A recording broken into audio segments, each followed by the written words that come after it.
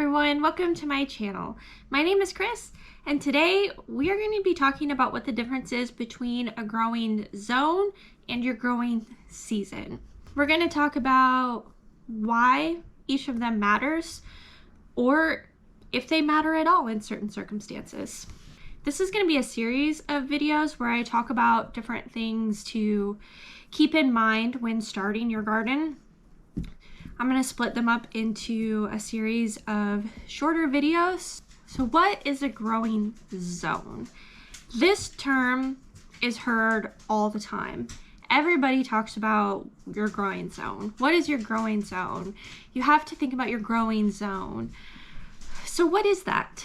A growing zone is basically a measurement of what your average lowest temperature during your winter is. That is all a growing zone tells you. Growing zones use a number system, 1 through 10, and then there's an A and a B for each number. The lower the number, the colder the winter tends to be. My growing zone is 8B, and that tells me that during my winter, the lowest average temperature that I might experience is between 15 to 20 degrees Fahrenheit. That doesn't mean that my winters are typically that cold throughout the winter. It just means that the lowest temperature that we are probably going to experience during the winter is 15 to 20 degrees Fahrenheit. That's all it tells me. This doesn't tell me anything about what our summers are like. It doesn't tell me anything about my growing season. It really doesn't tell me much, to be honest. Why do we have growing zones? Why is every place split into a growing zone? And what purpose does it serve if it doesn't really help you in your garden? Well, growing zones really come into play when you're talking about perennial plants. Perennial plants are plants that live multiple seasons. Things like trees and shrubs and some flowers, things like asparagus. Those are all considered perennial plants because they don't die off. Now, some perennial plants like trees and some shrubs, all of the aerial parts, which is just the parts of the plant that are above ground, so your leaves, your stem, your flowers, those kinds of things. Some plants, those don't die off at all at any point during the year. And in some perennial plants, those do die off, but the root system of the plant is very much alive throughout the winter. That's still considered a perennial. Versus an annual plant is going to die off every year. Now you have some annuals that readily reseed themselves. Chamomile, calendula, a lot of different flowers are self-seeding annuals. What that means is that,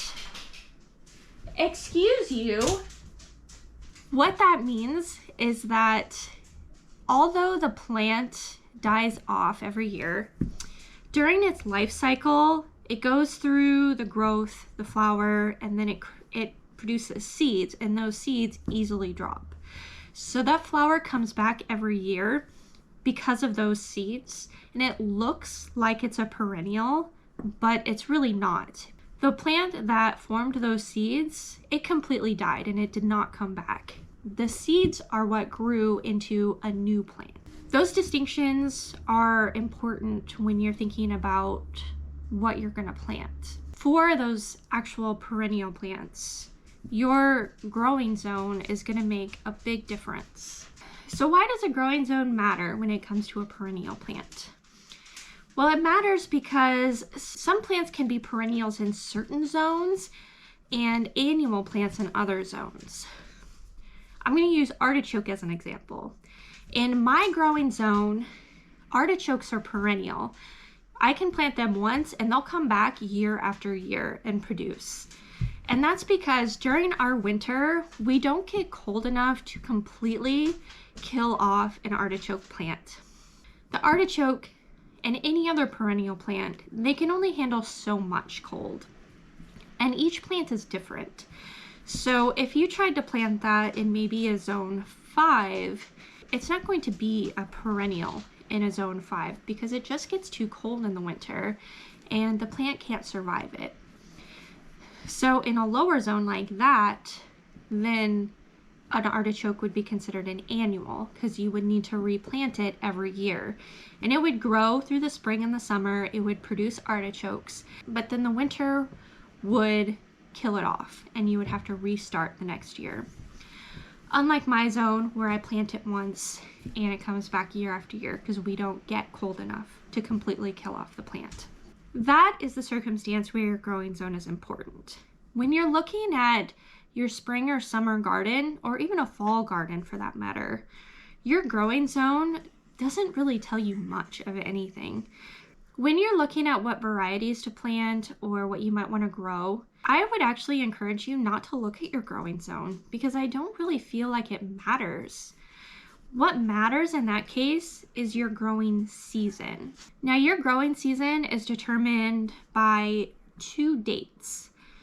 Your last frost in the spring and your first frost in the fall. Those are 2 dates you're definitely gonna want to know. You can find those online. I just use the Farmer's Almanac and you can type in your zip code and it'll tell you what your estimated first and last frost dates are for the year. I say estimated because each year is a little bit different. So what they do is they take an average, and in my case, in my area, my average last frost in the spring is about April 15th. And that means that in a typical year, we can expect to be frost-free after April 15th. Is it perfect? Definitely not. So we might have a cold year where we frost after that, or we might have a little bit warmer year. We have our last frost towards the 1st of April. It's just an estimated date to kind of give you an idea of when you can start planting outside, as well as for those crops that you might need to start inside.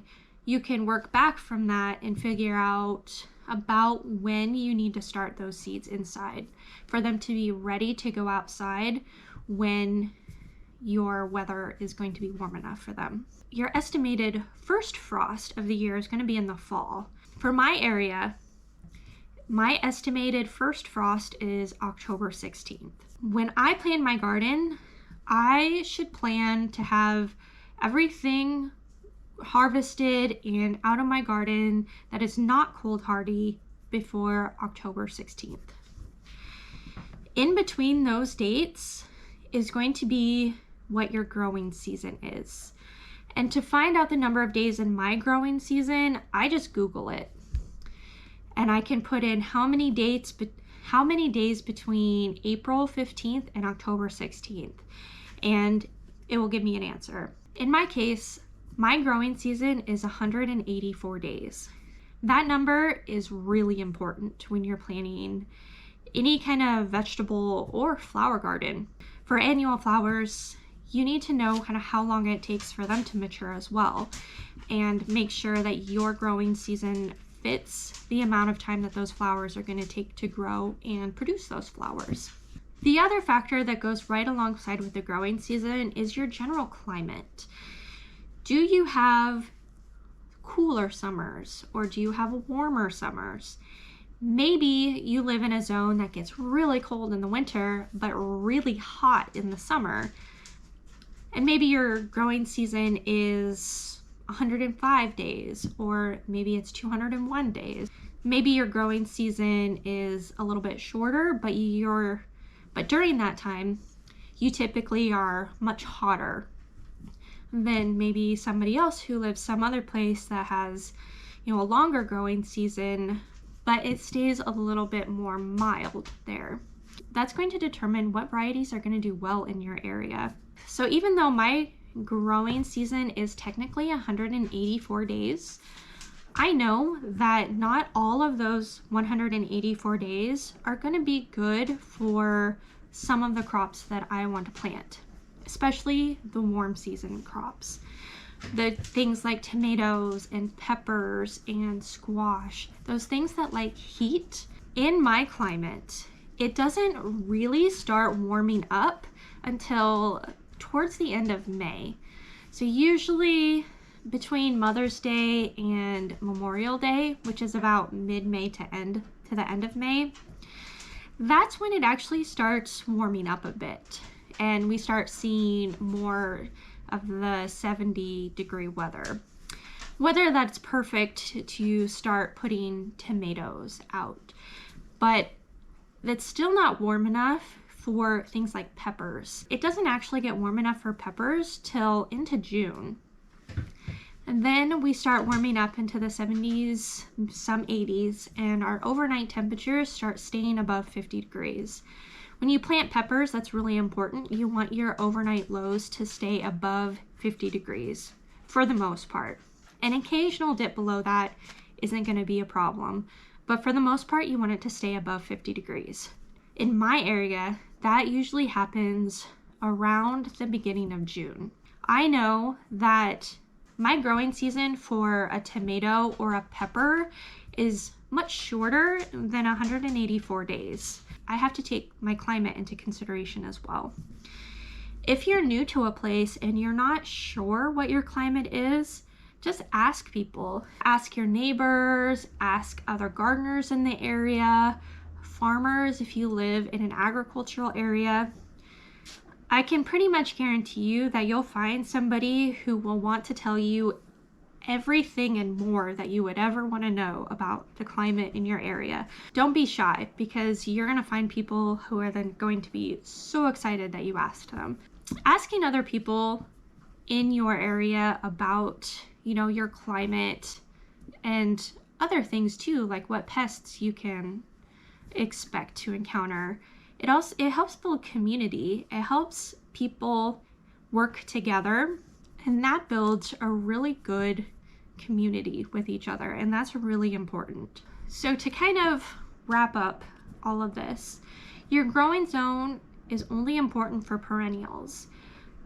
It doesn't really matter much for your summer garden. And maybe that will be an unpopular opinion, but that's how I feel. I don't feel like knowing my growing zone makes any difference whatsoever in what I grow in my garden. Your growing season is going to be what matters as far as your garden goes, whether that be the vegetable, flower, or any other type of garden you might have. If you haven't already, go online and find your estimated last frost date in the spring and your estimated first frost date in the fall, and then figure out how many days are in between that. That is going to be the best start you can have when determining what varieties are going to be best in your growing area. After that, find out what your climate is and what you can expect, when you're going to get warm and about how warm you're going to get and how long you're going to stay warm. That also has a huge effect on what varieties you're going to want to choose. I hope you learned something about the difference in kind of what you're looking for when you're starting to plan your garden. Make sure you hit that subscribe button to be notified when I upload my next video in this series, as I talk about the other things that I think are really important when you are starting a garden or expanding your garden. I thank you so much for joining me today. I appreciate your support so much, and I hope to see you next time.